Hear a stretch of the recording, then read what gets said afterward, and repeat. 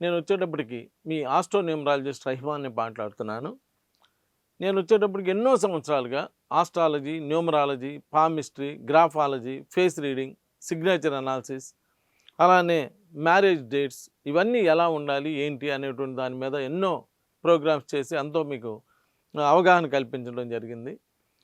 ఎంతోమంది పేరు పెట్టుకునేటప్పుడు పేరుదేముందిలే అని ఏదో ఒక పేరు పెడుతూ ఉంటారండి. అలా కాకుండా పేరు జాగ్రత్తగా పెట్టుకోగలిగితే లైఫ్ అనేటువంటిది కూడా చాలా బాగుంటుంది.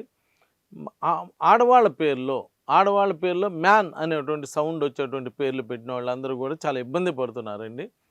ఆడవాళ్ళ పేరులో మ్యాన్ వస్తే వాళ్ళు మగవాళ్ళలాగా బిహేవ్ చేస్తున్నారంట. అంటే అన్ని బాధ్యతలు వాళ్ళే మోయాల్సి వస్తుంది. వీళ్ళకి దగ్గర ఫ్యామిలీ లైఫ్ కూడా ఇబ్బంది అవుతుంది. ఎందుకంటే షీ అనేటువంటి వాళ్ళకి మ్యాన్ అనేటువంటి వర్డ్ ఉంటే నెగిటివ్ వస్తుంది. అందరూ తన బాధ్యతలన్నీ కూడా వాళ్ళే మోయాల్సి వస్తుంది. మీరు అబ్జర్వ్ చేసుకుంటే మంగ, అలా మంజుల, మన్విత, అలానే మానస, అదేవిధంగా సమంత, ఇలా మ్యాన్ అనేటువంటి సౌండ్స్ వచ్చినటువంటి వాళ్ళందరూ ఇంట్లో ప్రతి బాధ్యత, ఈవెన్ కరెంట్ బిల్ కడతాం దగ్గర నుంచి మొత్తం వాళ్ళే చూడాల్సి వస్తుంది. వాళ్ళ హస్బెండ్స్ ఏమో ఫ్రీగా ఉండి అసలు ఏం పని చేయకుండా అలా ఇబ్బందులు అలా ఉంటున్నారు.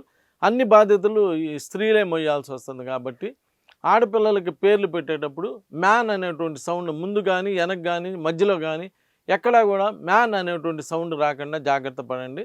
చాలా బాగుంటుంది. నమస్కారం.